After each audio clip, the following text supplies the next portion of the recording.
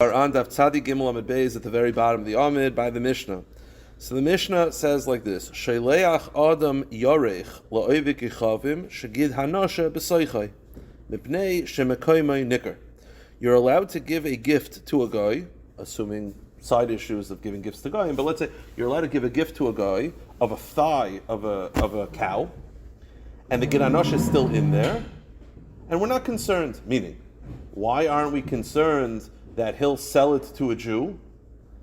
Because even the Jew will see that the gid hanasha was not removed. In other words, when you remove the gid hanasha, it's very clear whether it's removed or it's very clear if it's not removed. So you could give a gift to a guy of the entire thigh of the animal with that gid hanasha still in, and we're not concerned that he'll be machshel a yid, because even if he sells it to a Jew, the Jew will see the gid hanasha is still there.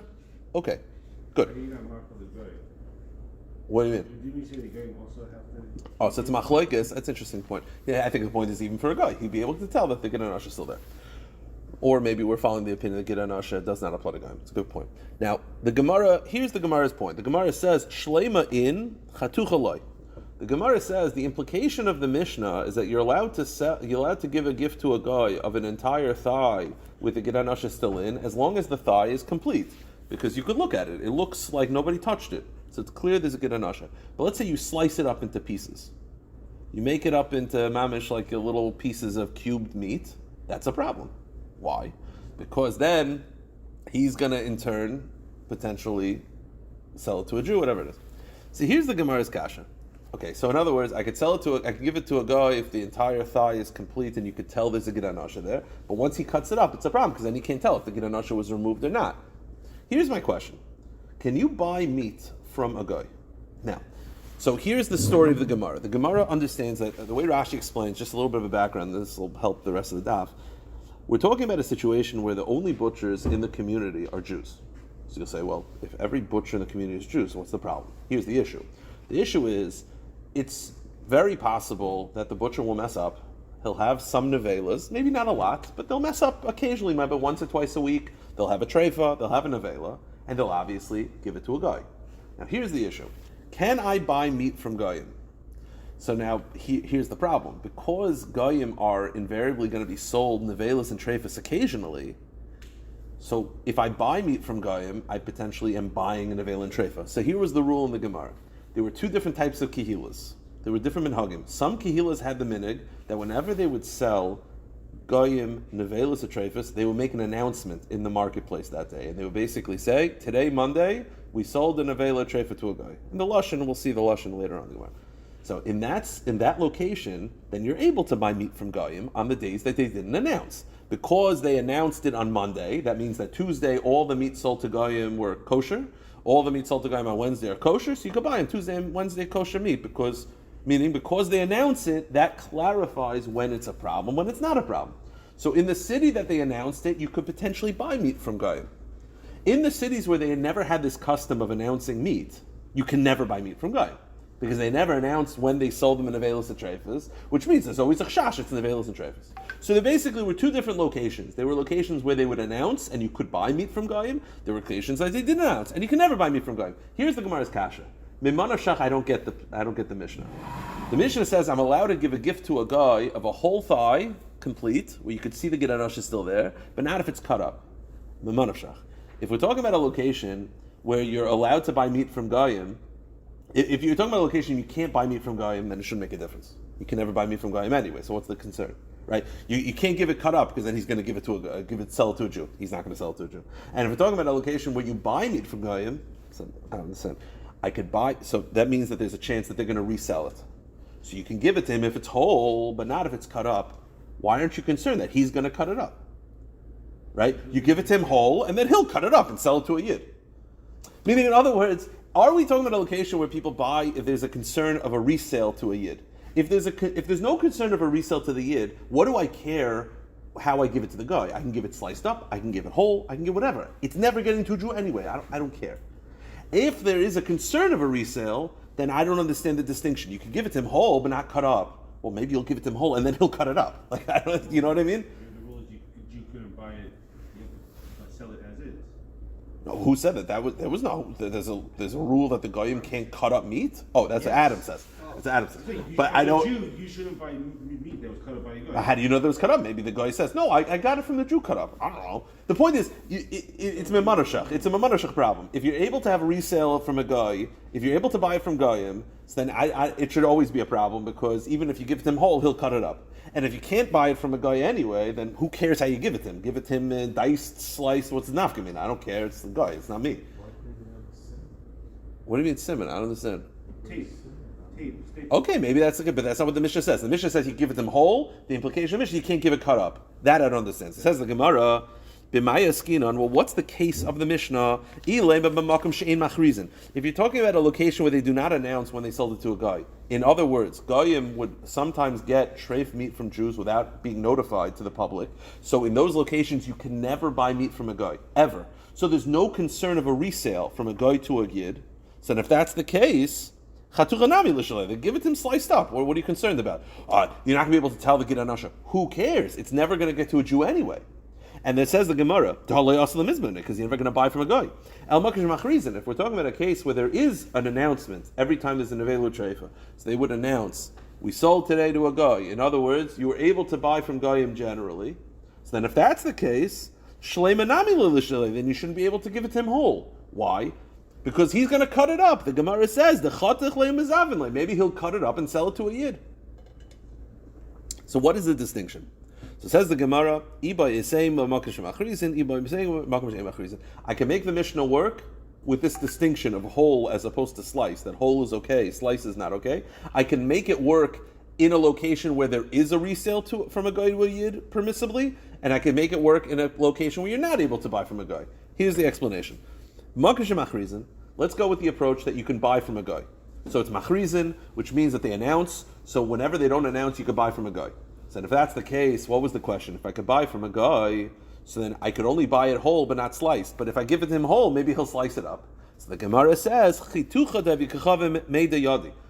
the way Goyim cut up meat was you could tell that it was done by a guy. Apparently Jewish butchers, when they would cut up meat, because they were conscientious of the Ginanosha, they would cut it in a specific way so you could tell. So what's the concern? I'm going to give it to him whole. That's fine, because then if he resells it whole, it's fine. I'll see the Ginanosha. Maybe the guy will get it whole and slice it up. The Gemara says then Jews can tell, and they wouldn't buy from him. So Memanashach is no issue. So you could give it to him whole, but not sliced. Because if a Jew slices it up, then the Mamik Ginanosha is going to be sliced up, and it's sliced up by a Yid, so I guess you won't be able to tell. But you give it to him whole, why? Because then he'll resell it whole. Maybe he'll cut it up and then resell it. You'll be able to tell if a guy cuts it up. Okay, so let's see. Or or perhaps we're talking about a location ein machrizin. Now I told you before, b'makom she'ein machrizin, you're not allowed to buy it from a guy because they never announced one was in the Vela Treifa. Says the Gemara, even when it's a location she'ein machrizin, there's one situation where you could buy it from a guy. I'll tell you very simply. We're in Queens, let's say. We're talking about in Queens, and ein machrizin means that they don't announce. So in general, Adam is not able to buy from a guy. What if a guy comes in the shul and hands me a piece of meat? So, the Gemara says, the case is where the guy gave it in the presence of Yid, meaning that the transaction happens where a Jew gives it to a guy in front of another Yid. So in that case, what's the concern? Generally, you can't buy it from Goyim. Why? You can't buy it from Goyim because we're afraid it's a Vela Treifa. But what if the transaction happens? I see the whole process. I see that it's not an Avela, and I see it handed to the guy. In such a situation, then you would buy it. So then, in such a situation, I guess you have to be careful to make sure that it's whole and not cut up. You have to know exactly the Metzias, but yeah. By the way, it's not actually like, it's kind of foolish also, because, again, the case is where there's a distinction between whole and cut up. We're talking about a case where you can't buy from Goyim anyway. So it says the Gemara, if you can't buy from Goyim anyway, why does it have to be whole? What's the difference? It never gets to a Jew, so what's the difference? I can give it to him whole, but not sliced up. It can never get to a Jew anyway. The Gemara says there's one situation where it could, and that is if the Jew gave it to the guy in front of another Jew. The truth is, if you hand the guy meat in front of me, and I'm a Jew, and you're a Jew, and you hand the guy hands, whatever, it happens in front of me, it doesn't mean that I know that it's kosher. I just presume it's kosher. So the point is, people practically would buy from Goyim if they saw the transaction happen between a Jew and a guy in front of them. The whole point is, Jews give Goyim meat because it might be a trade for an available. You don't know, but you just said, Yeah, I don't know. It doesn't really make. It's just Rashi says that you're right. Rashi says if the transactions that happens in front of a Jew, people will assume it's not nevela and treifa. Yeah, I don't know why this makes it much better. Correct. I don't know why it makes it much better. It doesn't really change anything. It's just practically the Gemara is saying is that people would buy. In other words, the question is if the Mishnah says there's a distinction. You can give it to a guy whole but not sliced up. The Gemara says if we're talking about a location where it'll never get to a Jew, I don't get it. So the Gemara says, even a location where it generally doesn't get to a Jew, sometimes it will. What's the case? Where the guy, the Jew gives it to the guy in front of another Yid.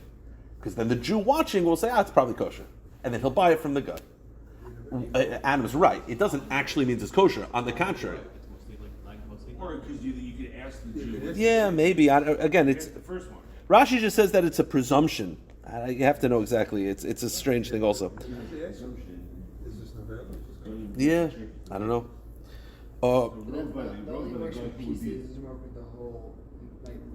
No, so that's the point. If you're going to give it in front of another Jew, you have to make sure to give it whole and not sliced up, because there's a chance it's going to get to the Jew because the Jew's watching. He'll say, I'll buy it from him later. You have to make sure it's whole so that he could see the Giranasha, as opposed to sliced up where there's a chance that he'll think the Giranasha is removed and it's not removed.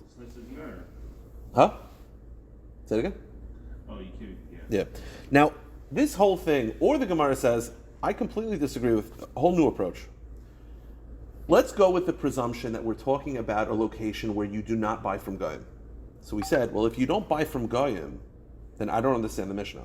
The Mishnah says if I'm going to give a gift to a guy of a piece of meat, I have to make sure it's a whole thigh, where you could see the Giranasha there, as opposed to sliced up. Why? Because if it's sliced up, that means the Giranasha is all sliced up. So the Gemara says, well, if you're not getting it to a Jew anyway, because Jews don't buy it, what's the difference? So it says the Gemara, I'll tell you, this has nothing to do with Giranasha. This is a side issue, and this is going to introduce us to today's topic, and that is Genevas Das. Genevas Das means you are not allowed to do something that deceives even a guy. Genevas Das is also by Goyim as well. You're not allowed to do something that's considered deceptive in any way. If you give a gift to a guy of a whole thigh, he sees the Giranasha is there. Okay. But if you give him a gift sliced up, he's going to think, I'm getting sliced up meat, and the Jew even removed the Giranasha from me. And even though he doesn't have to, because I'm a guy, he wanted to be machshav me. Meaning, the issue of giving him sliced up meat has nothing to do with resale to a Jew. They didn't buy it from him. It's genevas das to the guy. Because the guy is going to see the sliced up meat, think that the Giranasha was removed, and say, so he gave me a chashav meat, he even removed the Giranasha. Now, the Giranasha is not removed. The guy's not going to know that because it was sliced up. They say, what's the difference? Goyim can eat Giranasha. The answer is, but the guy thinks that he was treated to a higher quality. Like he thinks it's kosher meat, but it's not kosher meat. And because he thinks it's kosher, like ready to serve to a Jew, he feels more chashiv than he actually should, which is a case of genevas das. You cannot show that you can't do something that shows that you're trying to, the Gemara is going to give examples. If I know you're not going to come to my house for Shabbos, because I just know you're not around, I can't say, would you like to come to Shabbos? You'll be like, I can't make it. I'm like, it's okay. Because then it makes me look like I was so generous, even though I knew you weren't. That's genevas das. So to give a guy a piece of meat sliced up where the guy thinks the Giranasha is removed, when it wasn't, the guy is now more machshav. He thinks that, wow, that's a give it. It's not true. And that's genevas das. Iba Yisema, the Gemara says, Mishum de kagonev leila daite. This is a case of genevas das. The Omer Shmuel, as Shmuel said, Oser lignov das abrios. Shmuel said genevas das is a problem. This is the problem, by the way, of cheating on tests and all these things. It's genevas das. You're not allowed to do something that deceives other people, and the details of halachas are a little bit complex, as we'll see in today's daf. Vafilu daita shalav gechavim. Even genevas das on a guy is a problem. By the way, meaning don't think that by a guy it's mutter. And you say, why would a guy be mutter? Because there's a concept in halacha called tois akum muteris, which means that if a guy makes his own mistake, you don't have to correct him. So you might think genevas das to actively deceive the guy is also mutter. Says Shmuel, no. Now, says the Gemara, Shmuel never actually said this. Although we're quoting Shmuel saying this, Shmuel never actually actively paskin that genevas das is a problem. We just had a maisa where it was clear that was Shmuel's understanding. The Gemara says, Shmuel never beferish said that genevas das is a problem by a guy, but we have a maisa where we could deduce this. Now, by the way, anytime a Rav doesn't say it mefurish and is based on a story, it's not as strong because maybe we're misunderstanding the story. But the Gemara is saying, you should know it's based on a story. What's the story? The Shmuel have a ka'aver b'mavra. Shmuel was crossing the river with a ferry. So he has to pay the toll. Now apparently there was no official toll. You had to just give a gift. You had to answer his riddles. You had to give him a gift to be able to cross the river. So Amar le l'shmaya paisen l'mubore. So he said to his gabbai, "Nu, pay him." So paise. So the gabbai gave the guy some sort of payment. Shmuel heard what the payment was, v'ikbid, and got upset. And from that story, from the fact that he got upset, we understand that he felt it was a Genevas Dash issue. What did he pay the ferryman that he felt that it was a problem? Why was Shmuel upset? So there's two different versions of what the story was. My time ikbid. Amar Abaye says, Tarnagol is treifa hava. V'yavinele b'mar d'shchuta. Abaye says, the first case is that they paid, the gabbai gave the ferry person, the ferryman, that sounds even worse, the guy in the captain, he gave the captain a chicken, a shechted chicken. The thing is that he implied or gave off the implication that it was a kosher chicken, but it turns out it was treif. Now the gabbai is smart. He's like, listen, it's treif, I can't eat it anyway. He goes, go, I give it to him, treif. The problem is that the captain feels choshev that he got kosher meat, which they knew was a higher quality, but it was taka treif, which is lower quality. He says Genevas das. That's the first version of what happened. Or Rava says Anpika Amar Leilashkoy. The second version Rava says is that Shmuel told his gabbai to give him a cup of wine, v'ashkicham meziga, but he gave him an Anpika. Anpika is like a cup of wine, but he gave him cham meziga, he gave him diluted wine. That's Genevas das, because the guy thinks he's getting good wine, but he's getting watered down wine. Okay. These two stories, the Gemara understands that why was Shmuel upset? Because of Genevas das. So Shmuel never actually said, and these were goyim. He's dealing with goyim. So you see the Genevas das of Hamad the Goy. Now the Gemara says Shmuel never actually said this before. It's based on a story. Now I told you before, anytime you're dealing with a story, you could maybe get out of it. So the Gemara says, how would I get out of it and not be Genevas das? So the Gemara says, V'chi mechlal amai, and let's say it's just a story. What's the implication that we could maybe make a misunderstanding? Meaning, in other words, let's assume Genevas das is not a problem by a guy. These stories still can work. Shmuel can still get upset even without Genevas das. Why? The first version, let's go that it was a treifa, that he gave him a treifa chicken. And Shmuel got upset. You say, why would Shmuel get upset? So we said, because it's Genevas das. Let's assume Genevas das is not a thing. I understand why Shmuel got upset. You know why Shmuel got upset? He said to this guy, why do you have a treif chicken exactly? That was why he got upset. Not that he gave him as payment, but why are you holding on to a treif chicken? If you have a treif chicken, throw it out. It's not good to have isurim in your house, like to have like a non-kosher piece of meat in your house. You say, I'll give it to a guy the next time I see him. No, get rid of it. So maybe Shmuel's upset not because of Genevas das, but he was upset because why are you holding on to a treif chicken while we're traveling? And you could easily have made a mistake and served it to me. Second pshat, according to the version that he told him to give him an ampik of wine, he gave him diluted wine. He says, the second version is not that he was upset because of Genevas das. Shmuel said, it's not what I said. Meaning, Shmuel said, I told you ampik, which is non-diluted, you gave him diluted. Shmuel was not upset at Genevas das. Shmuel was saying, you got to listen to me. You're my gabbai. You can't go rogue. It wasn't the Genevas das. He was upset that he was disobeyed. Okay.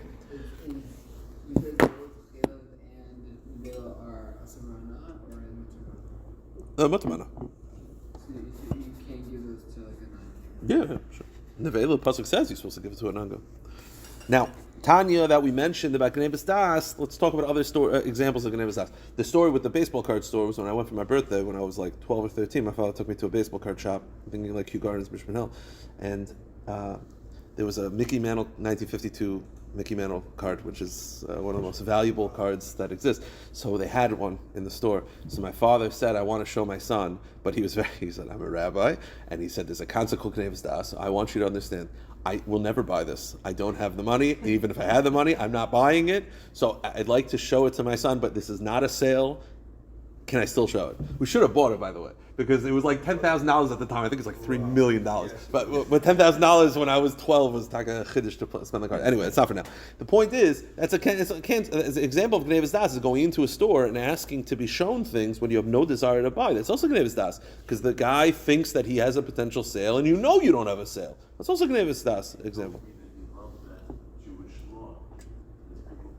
Yeah, because people go all the time. They just look and then they go to another place to get a comp and they go to that's Gnevas Das. You have to. So Tanya, examples of Gnevas Das. Here, Meir Oimer, Al Yisarev Adon L'Chaverei Lisset Etzloi V'Yadei Lo Shein Hesayid. You're not allowed to ask someone to come to your house for Shabbos when you know he's not going to come anyway, because it makes you look all chashiv. But so the thing is, people do this all the time at chasanas. I don't know how. Maybe it's not a problem. You know someone's away, and you're like, perfect. So you'll invite them to a simcha knowing they won't come, because then it's just like, I get brownie points, but I don't actually have to put out a seat. Unless you would. Correct. So we're going to see in the Gemara, if you would invite them anyway, then it's not going to have his das. But if you only invited them knowing they're not going to make it, as taka problem. You can't offer someone a gift if you know that he doesn't take gifts. Because again, it makes you look like you're so generous, but you're only doing it because you know they're not going to take it. You're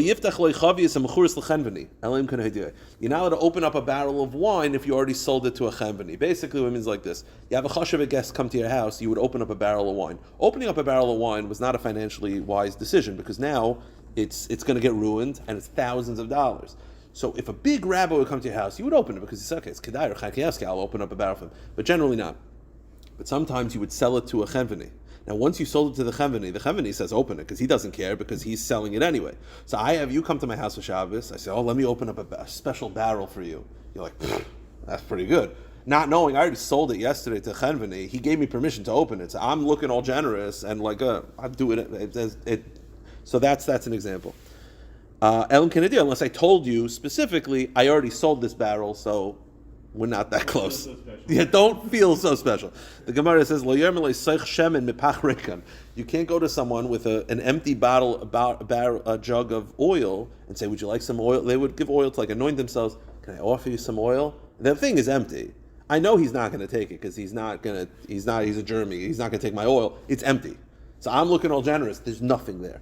Says Gemara, but let's say I just want to show him kavod. Meaning, you have a guy who comes to the new community. Comes to the community. He's new to the community. I want to show him chashivas. I know he won't take the oil. There's nothing in this barrel. This barrel's empty. But I go in front of a lot of people and say, can I offer you some oil? Knowing he's not going to take it, but I'm not doing it so that I look so generous. I'm doing it because everyone's like, okay, I guess he's chashiv. They're going to offer him some oil. I guess, So the Gemara says, Eini, wait a minute. You're not allowed to open up a barrel of wine if you already sold it to a chenveni. Rav Yehuda opened up a barrel that he had already sold for Ula. So mamish, that's an example. I thought you told me you're not allowed to. So the Gemara says a couple of answers. First of all, idea. First version of the Gemara is that Rav Yehuda told Ula, I already sold this barrel when I'm opening it for you, so he already told him. Or Iba Yisei Mashani Ula Chavile Rav Yehuda the Balav Hachinami Petuchim Petachile. Or perhaps the second version is that Rav Yehuda was so close to Ula, he would have done it even if he didn't sell it. Meaning he happened to have sold this barrel, but he would have opened it even if he didn't. So it's not Gnevas Das, because Tan Rabbanon Lo Yelech Adam Lebeis Ha'avel Ubiyadei Lagenu Miskashkesh. First of all, you're not allowed to go to an Avil's house and offer them wine to oil to anoint, knowing they're not going to take it, because Avelim are not going to take it, and it's empty. But again, you're just doing it. It's Gnevas Das. Similarly, even if it's not empty, you filled it with water. Same thing. It's Gnevas Das. But if let's say there's a lot of people around, then it's mutter. Why? Because as I said before, that's just showing chashivas for the person. Meaning, if there's a lot of people around and you're offering him oil and it makes him chashiv in the eyes of the people, then it's mutter. Tan Rabbanon. Yeah, because even though you know he's not going to take it, but you're doing it to show chashivas to the people that are there. Let's say there's 20 people in the room, and all of a sudden they're like, wow, Avi offered him some oil. Okay, I guess he's more chashiv than I thought. You're not doing it so that people, you understand what I'm saying? But you still can't take it at the end of the day. Correct, but I'm not doing it to make me look generous. I'm doing it to show chashivas to the oval. Tan Rabbanon, le'yimker adon l'chavere sandal shel mesa, b'chlal shel chaya shchuta.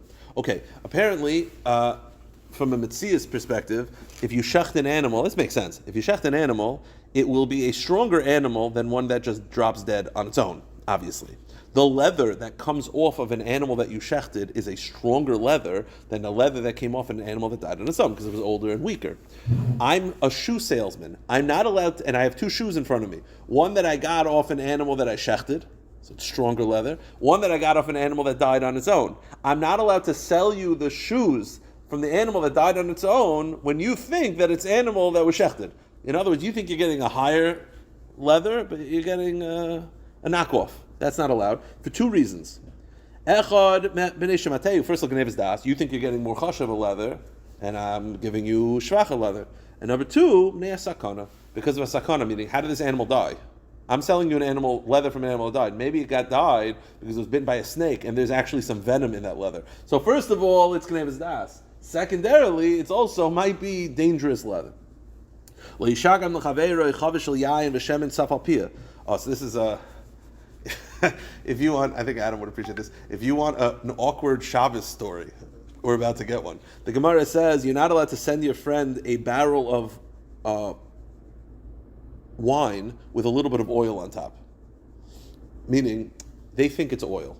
So they think they're going to be able to use it for dips, but it's actually wine, which is cheaper. Just had a little bit of oil on top. That you're not allowed to do. Says the Gemara, the story goes with one person, not this story, the next one. This one's a little dark. They're both dark. A person sent a barrel of oil, a barrel of wine with a little oil on top. So the guy thinks he's getting oil, but he's actually getting wine. He invited all these guests, and he's like, "Oh, I have so much oil. You got to taste this oil. We're gonna have an oil meal. It's gonna be great." They get there, they take a little bit of a dip, and they realize it's wine. So what did he do? He killed himself. So that's not even the awkward one. The next one is the most awkward meal I've ever heard in my life. So the Gemara says, "You're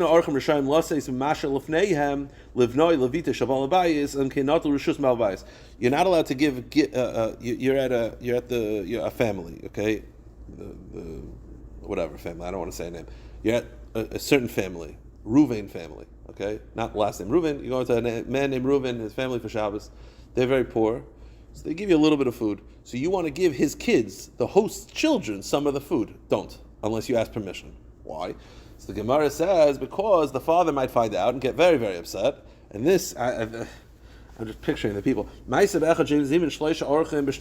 story goes that there was a person who invited 3 guests during a famine. All they had was 3 eggs. So each guest is getting an egg. The kid goes to each one of them and he says, "Can I have a little bit of your egg?" And they're like, "Sure, you can take my egg." So the kid's got 3 eggs now. The guests have no eggs. And they're sitting around the table. The father comes. The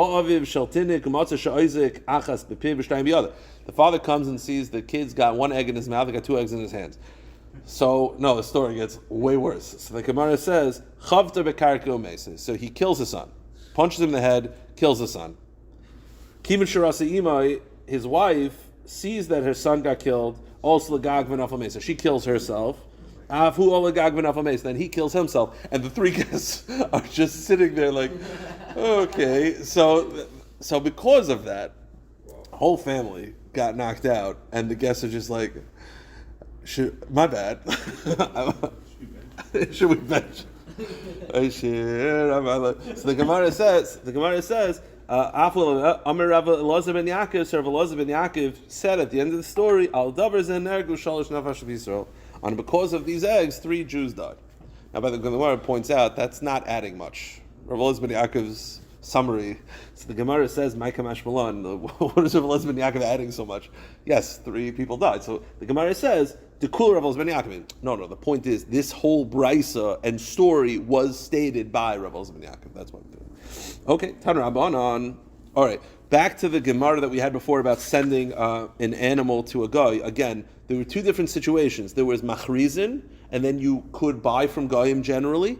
And then there's ein machrizin, where you cannot buy from goyim, because they never announced when they would sell them a tray for Tan Rabbanan. Look at this brisa. I'll go through it. As we go through it, I'll point out the issues. If I send a thigh of an animal to a Jew, if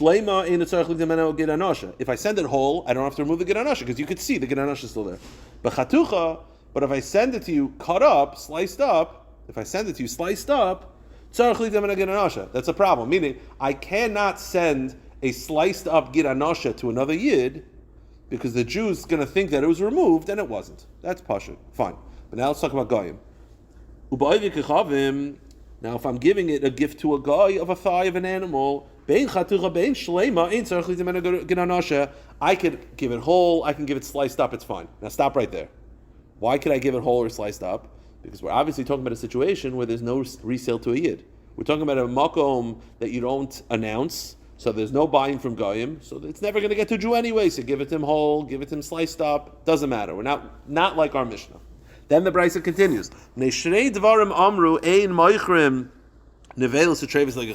But there's two reasons why we don't sell nevelis and trevis to a guy generally, without telling them that it's a nevelis trefa. Obviously, you could sell it generally, but we don't sell nevelis and trevis without telling the guy it's a nevelis trefa for two reasons. First, he thinks he's getting kosher meat, but he's getting nevelis trefa. And second, the concern of resale. Now stop. We just got finished saying that you can give him a slice up get anasha because there's no concern of resale. Now we're saying you can't sell him get anasha without nevelis trevis without telling him because there's a concern of resale. So it's no concern, now concern. Keep going. And the last part of the brisa is you're not allowed to say to a guy, I can't give him $20 and say, hey, go to the store, go to Wasserman's, get me some kosher meat. Why can't I do that? Go to the next page. There's two reasons why you can't do that. Give it to a guy money and say, go to the store and buy me meat. First of all, we were concerned of anosim. Anosim is very simple. We're concerned he's going to pocket the money. He's going to go to Wasserman's, he's going to beat up the guy who works there, and he's going to take the meat. And because you sort of facilitated this and got this idea in his mind, meaning he wouldn't have just gone to Wasserman's anyway, but now you gave him cash, he's just going to pocket the cash, he's going to steal the meat. So don't do that. And secondly, the concern is the Jew in Wasserman's is going to give him treif meat, right? Because he sees a guy coming in, he doesn't think that the guy needs kosher meat. He doesn't realize the guy is an Uber driver, Uber Eats. So he's going to give the guy nevelis treifus. The guy then will give it to Yid. So here's the Gemara's point. There's a contradiction. There's a stira throughout the brisa. Is this talking about a location where there's a resale concern or not? The brisa says you can give him sliced up and get anasha, no concern of resale. Then the brisa says, but don't sell him nevelis treifus because he might resell it to a guy. And then the third, so there's an inconsistency. So let's just see it inside. The Gemara says, almost done. The Gemara says, Amar Mar, what is this brisa referring to? The brisa has three halachas. Are we talking about a location where there's a concern of resale, i.e., they're machrizin or not machrizin? So the Gemara says, if the first part of the brisa is that we're talking about a case where they announce, so there is a concern of resale, then why am I allowed to give him sliced up get anasha? Why is there not a concern that he's going to resell it to a Jew? A Jew is going to buy it from him. It must be that the first part of the brisa is talking about a location where we do not buy meat from goyim. Okay, so we've established that the first part of the brisa we don't buy meat from goyim, and that's why you're allowed to sell it to him, you give it to him sliced up get anasha, because it's never going to get to a yid. Keep going in the brisa. What's the middle case? The middle case is we don't sell nevelis treifus to a guy without telling him it's nevelis treifus for two reasons. Because we're concerned there's going to be resale. So first, no resale, now resale.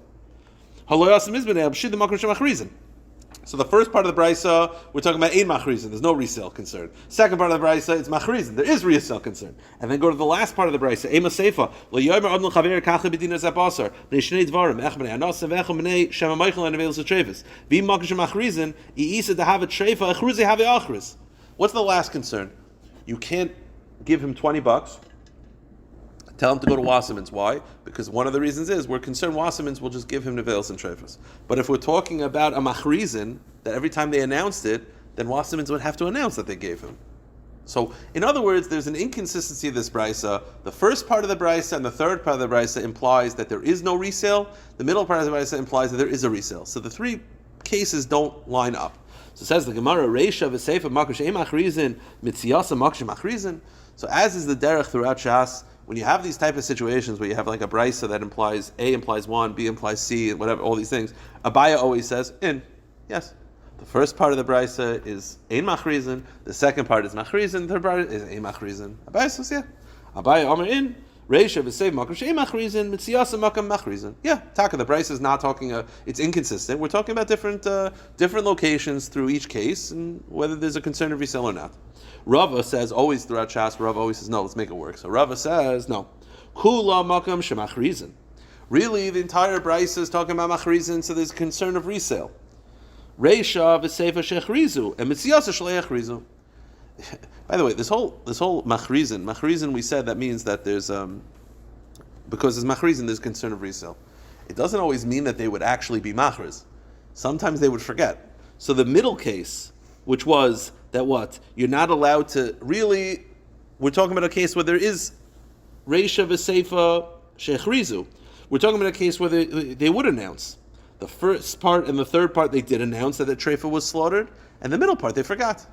Meaning, we said, what was the problem? The problem was the middle case. Why am I selling it? It says I can't sell nevelo treifa to a guy without telling him. Why? Because he might resell. But wait, I thought there's machrizu, which means that they would always announce. So what's the concern? The answer is because sometimes they forgot. Sometimes they forgot to announce, and that's what the middle case is talking about. And Rav Ashi says, Kula makom she'ei machrizin. All three cases are talking about a case where they don't announce. So you say, wait, if they don't announce, then what's the middle case? The middle case was, you can't sell him nevelo and treifa because he might resell it to a Jew. I thought you don't buy from a guy. I said before, Misyasa gezer shem yimikarenu b'fnei Yisrael. If you remember, we had this earlier in the daf. Even in a makom she'ein machrizin, sometimes Jews would buy. You say, why would Jews buy? If the transaction happened in front of a yid, he would buy. Again, yeah, basically. Heicha machrizin. So we've been talking about this whole machrizin thing. Again, machrizin means that if there was a treifa, they would sell it to a guy, and they would have to announce, "Hey, everybody, we sold treifa to a guy." What was the lashon that they would say? Because they would also have to announce it to the guy, So Amar Rav Yitzchak Bar Yosef. By the way, they can't just say dying animal sold today because that's going to kill the business. So they would say Bisra levnei chayla. Meat was given to the public, meaning bnei chayla is like the goyim. Umas ha'olam. The umas ha'olam got meat today, and that was their way of announcing, "Hey, everybody, it's treif." Says the Gemara, "Lema nafel trifta lebnei chayla." Why don't they just say it outright? Don't use code names. Say, there was a treifa that was sold to a guy. So says the Gemara, Loi Zavni. What type of guy would buy treifa? Treifa means that it's dying. Sickly animals for sale. That doesn't work.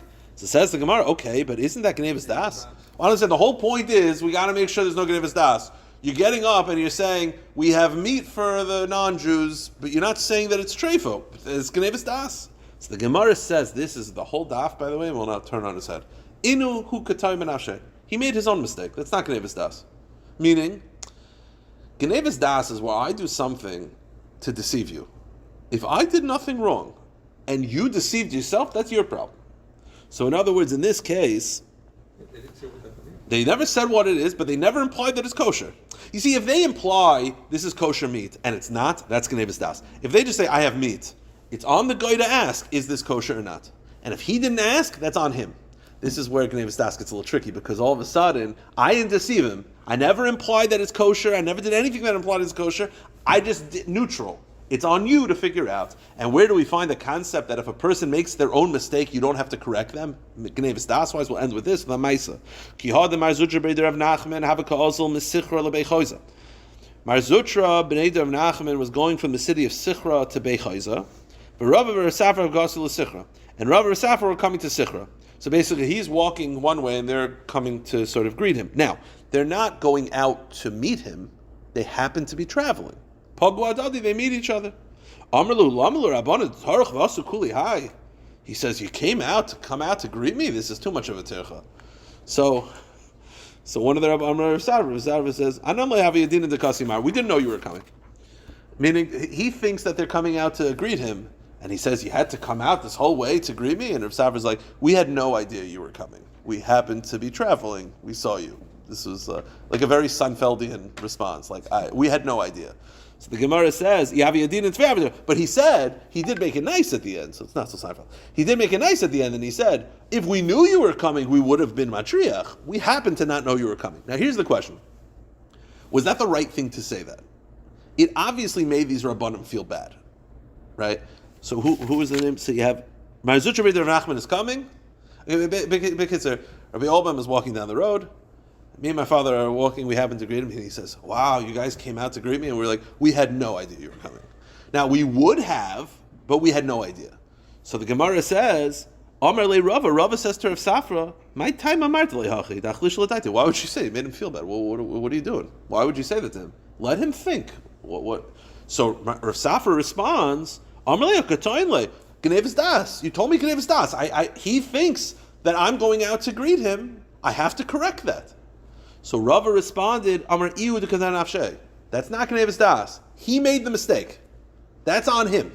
Meaning Gnevas Das would be, you saw him, you say, welcome the Rav. That's Gnevas Das. You happened to be traveling, and he said, wow, you came out all the way to greet. That's his own mistake. You don't have to correct him. This is where Gnevas Das gets trickier. We'll stop here. That's where the laws of Gnevas Das, again, are a little bit... correct. That's also part of it. It's going to be a fine line. Usually when you're correcting Gnevas Das, it makes people feel not great,